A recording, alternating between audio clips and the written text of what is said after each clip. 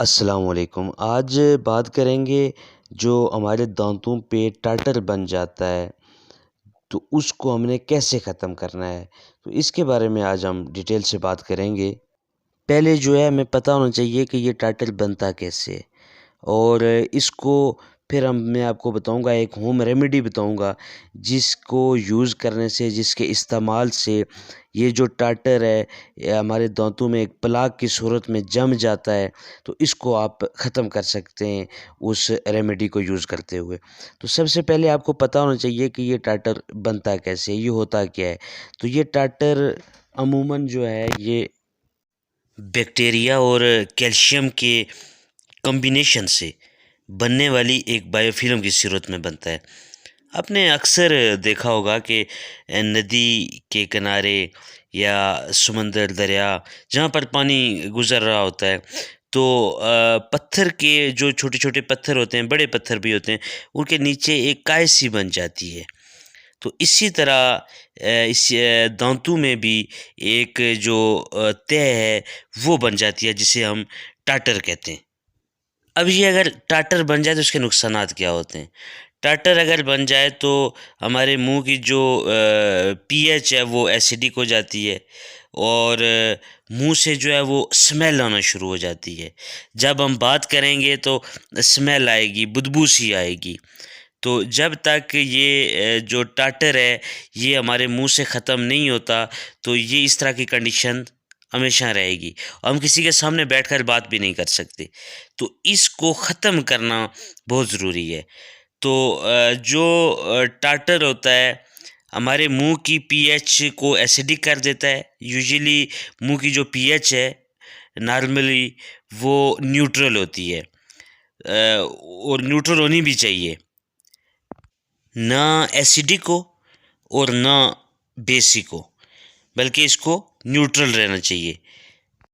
ये टाटर अगर हमारे मुंह में होगा तो फिर क्या होगा, हमारी जो मुंह की जो पीएच है वो एसिडिक हो जाएगी, वो तेज़ाबियत वाली कंडीशन इख्तियार कर जाएगी, तो जो हमारे लिए नुकसानदेह है, मुंह से स्मेल भी आएगी। तो इसको ख़त्म करने के लिए एक होम रेमेडी है, वो मैं आपको बता रहा हूँ, और ये अगर आप यूज़ करेंगे तो इंशाल्लाह बहुत बेहतरी आपको आएगी और जो आपका जो प्लाक बना हुआ है, जो टाटर है, ये ख़त्म हो जाएगा। तो वो करना आपने इस तरह है कि बेकिंग सोडा, आपने बेकिंग सोडा जो है वो ले लेना, किसी भी पंसार की दुकान से ये मिल जाता है। उसके बाद आपने हाइड्रोजन परऑक्साइड 3% 3% हाइड्रोजन परऑक्साइड जो है ये आपने किसी भी फार्मेसी से जो है ये ब्राउन कलर में ये आपने ले लेनी है। अब जो बेकिंग सोडा है, ये जो पीएच होती है, एसिडिक हुई होती है, उसको ये नॉर्मल कर देता है। टाटर को ख़त्म करने के लिए सबसे पहला काम जो होता है, हमने उसकी पीएच को चेंज करना होता है। जो एसिडिक हुई होती है, तो उसको हमने जो है वो न्यूट्रल करना है, तो इसके लिए बेकिंग सोडा होगा। और दूसरी जो चीज़ मैंने आपको बताई, 3% हाइड्रोजन परऑक्साइड, ये एंटी फंगल प्रॉपर्टीज़ इसमें होती हैं और बहुत बेहतरीन है, और स्पेशली कैंडिडिया जो इन्फेक्शन होते हैं इनके लिए भी बड़ी बेहतरीन है, एंटी फंगल है। तो ये दोनों करना आपने ये है कि 4 चाय के चम्मच आपने बेकिंग सोडा को लेना है और 4 ड्रॉप आपने उसमें हाइड्रोजन परऑक्साइड के जो है वो उसमें डाल देने और उसके बाद उसको मैश कर देना है, अच्छे से मैश कर देना है। तो उसके बाद आपने जो डेली बेस पे आप जो पेस्ट करते हैं उसके साथ आपने दांत साफ़ करने हैं। उसके बाद इस पेस्ट के साथ उसके ब्रश के ऊपर लगा के अपने मुंह को साफ़ करना है और आराम से करना है, बहुत तेज़ी से नहीं दांत साफ़ करने।